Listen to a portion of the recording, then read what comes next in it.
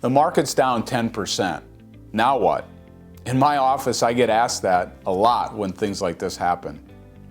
My question back to my clients is, what's changed? What's different in your life now that the market's down 10%? See, if you have a long-term perspective, this down 10% might be a buying opportunity. But if you sell, you take that paper loss on your statement and you make it a real loss. And then what? See, having your goals aligned to your investments should make certain that your risk that you're taking is appropriate based upon what that money is supposed to do for you.